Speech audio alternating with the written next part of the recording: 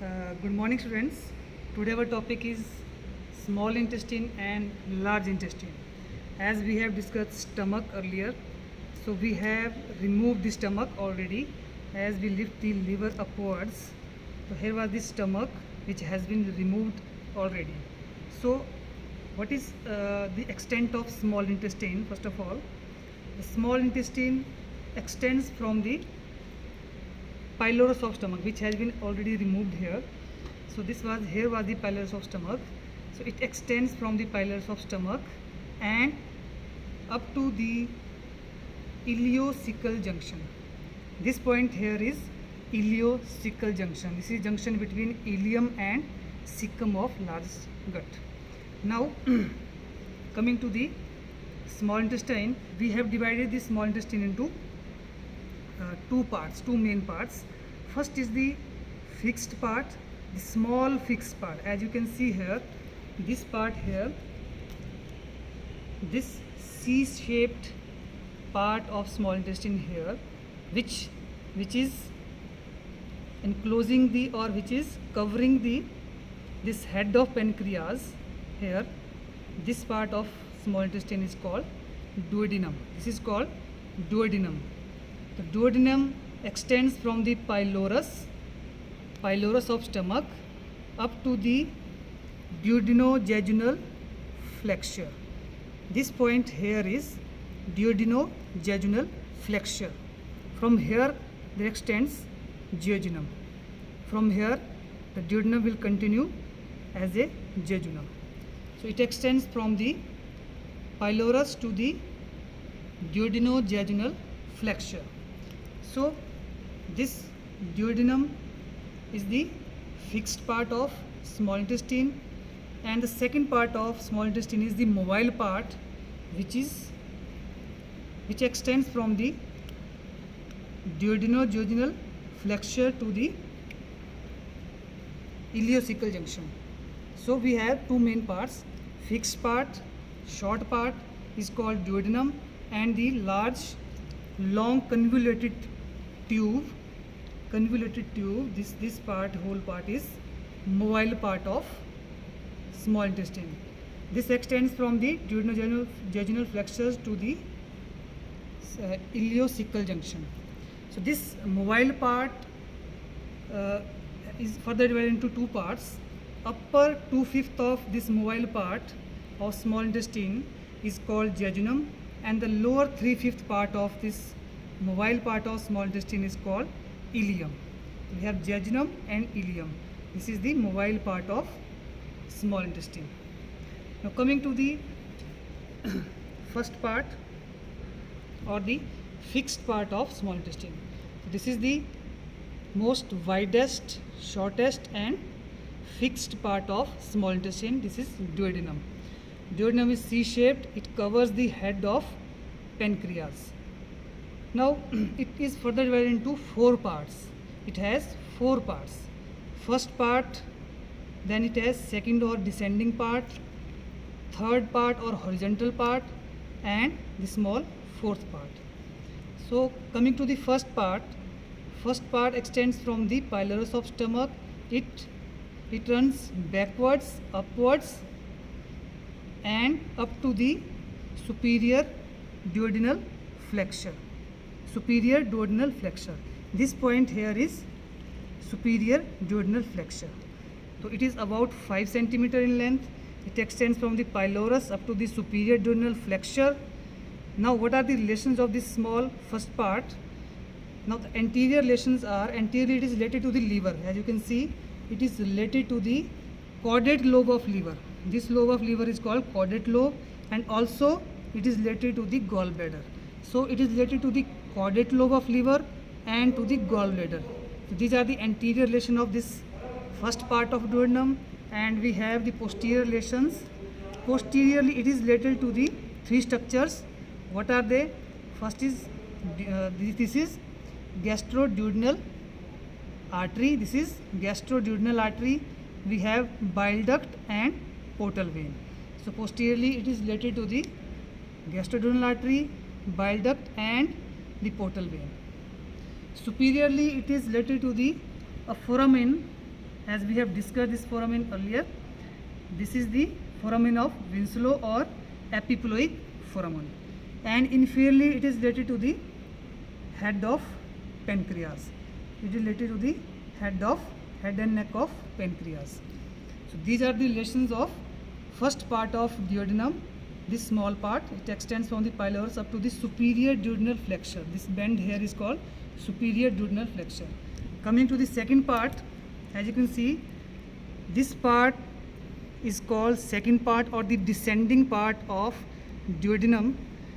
It extends from the superior duodenal flexure to the inferior duodenal flexure. This is a very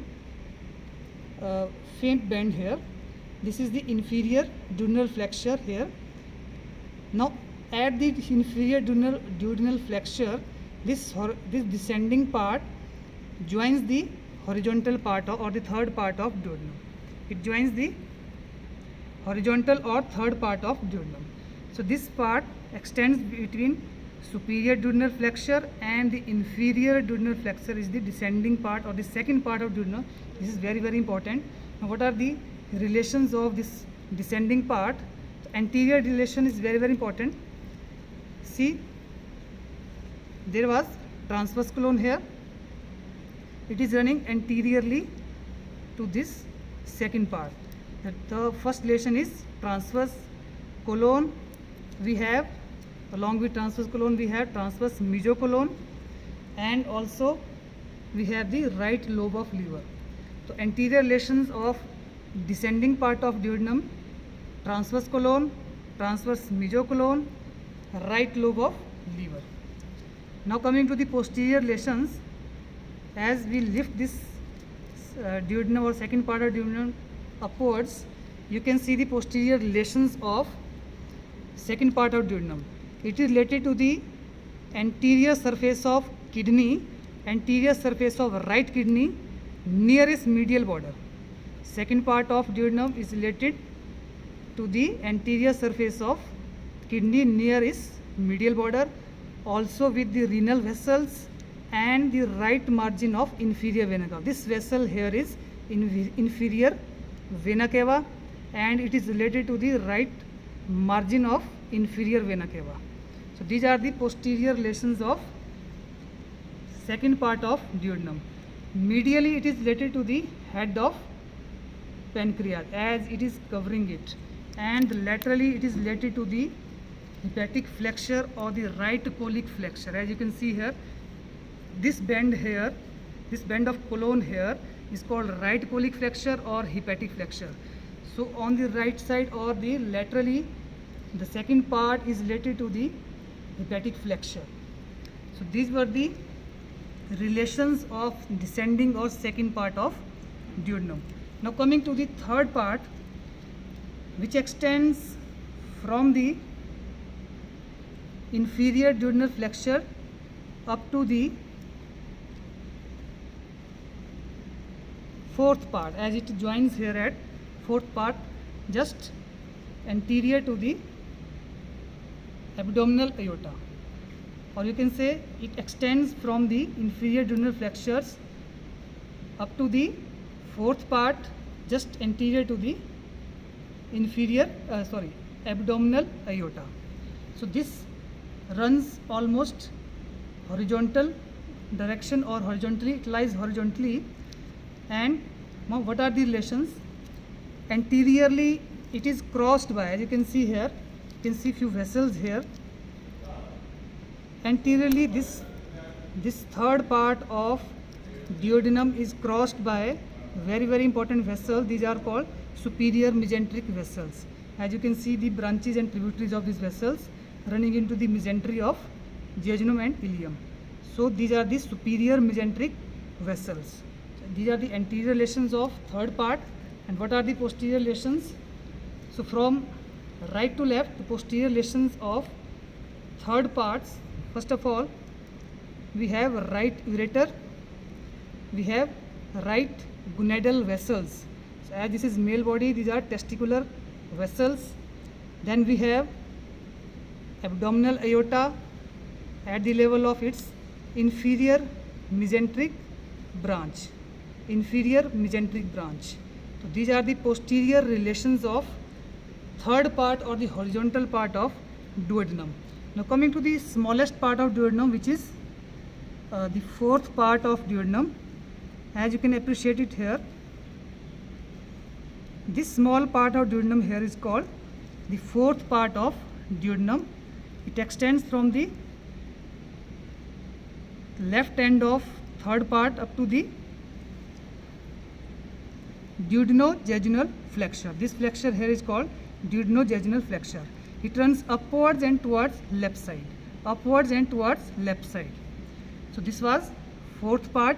Anteriorly, this part of duodenum was related to the transverse colon, and posteriorly it is related to the very important structures. It is related to the renal vessels, gonadal vessels, and also inferior mesenteric vein. Inferior mesenteric vein. This is inferior mesenteric vein. These were gonadal vessels, and these are renal vessels. So posterior relations of fourth part. This is all about the duodenum and its relations, which are very important.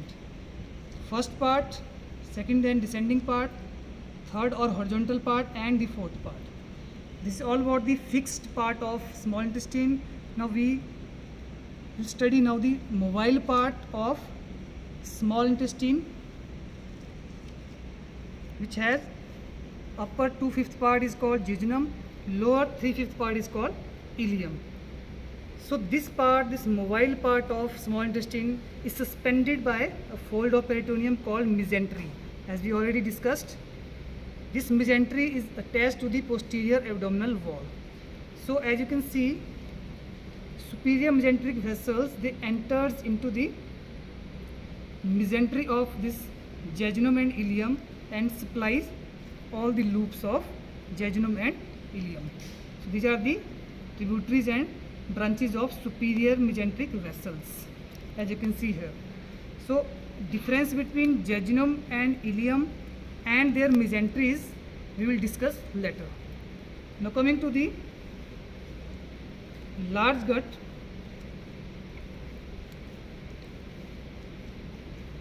So this was the mobile part of small intestine, jejunum and ileum up to this junction. This is called ileocecal junction. From here there begins the large intestine or the colon.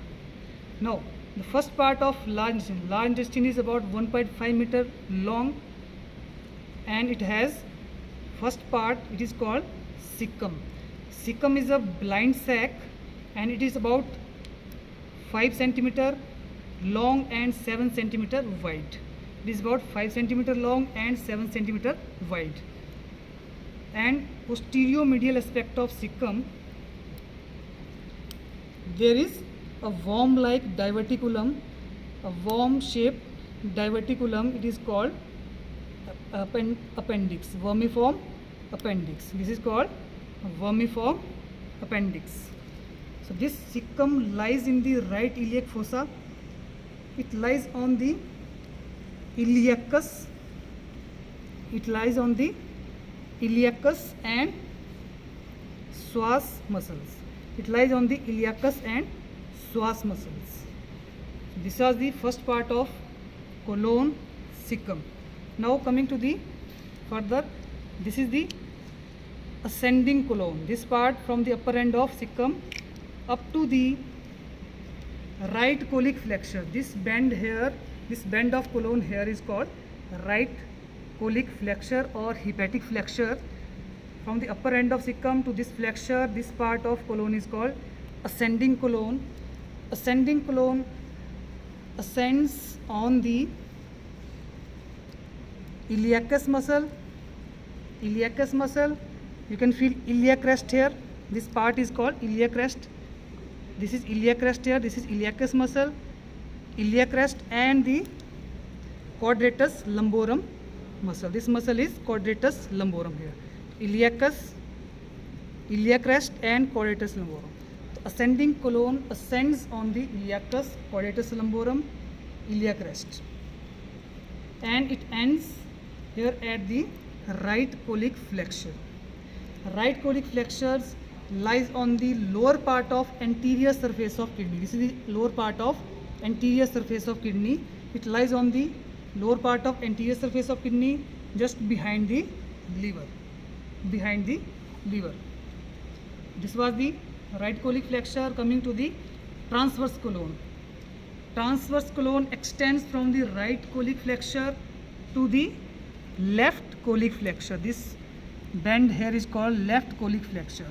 It is the longest part of large intestine, and it forms a dependent loop, a downwards dependent loop between right and left colic flexures, and it is suspended by transverse mesocolon, and it is suspended by a fold of peritoneum called transverse mesocolon. So it begins here. It begins from the right colic flexures. It crosses the descending part of duodenum, head of pancreas, and it lies posterior to the liver and the fundus of gallbladder. It lies posterior to the liver and fundus of gallbladder, and it descends downwards. As it is forming a downward loop, it descends downwards anterior to the loops of small intestine. Anterior to the loops of small intestine, and further ascends on the left to the left colic flexure. It begins in front of descending part of colon, head of pancreas, behind the liver and fundus of gallbladder. Then it descends down anterior to the loops of small intestine. Again it ascends to the left up to the left colic flexure. Now this is the left colic flexure. This is inferior to the spleen and anterior to the left margin of left kidney. It is anterior to the left margin of left kidney here, and this left colic flexure is attached to the diaphragm. This is the diaphragm here. This is the diaphragm. It is attached to the diaphragm by a fold of peritoneum, or by peritoneum. This fold of peritoneum here called phrenicocholic ligament. This is called phrenicocholic ligament. This phrenicocholic ligament limits the left paracolic gutter superiorly. So this was phrenicocholic ligament. Now coming to the descending colon, it extends from the left colic flexure up to the junction with sigmoid colon. So it descends on the transverse abdominis muscle. As you can appreciate the fibers of transverse abdominis muscle here, iliac crest, and it continues in the left iliac fossa. So now in the left iliac fossa, it runs medially and joins the sigmoid colon just in front of iliac vessels, external iliac vessels. It joins the sigmoid colon just in front of external iliac vessel. This is external iliac artery and vein. So this is the extent of descending colon. Now it descends on the transverse abdominis and iliacus muscle. Now coming to the sigmoid colon. Sigmoid colon extends from the just in front of external iliac vessels and up to the pelvic surface of third piece of sacrum. So it is variable in length, and it is extends from the lower end of descending colon up to the pelvic surface of third piece of sacrum. So this is sigmoid colon, and this is suspended by a fold of peritoneum called sigmoid mesocolon. This is sigmoid mesocolon, as you can see here. This fold of peritoneum here is sigmoid mesocolon. So this is all about sigmoid clone. This is all about the intestine, small intestine and the large intestine oriented in situ and their relations. After that we will discuss each part of intestine separately, small intestine and large intestine separately.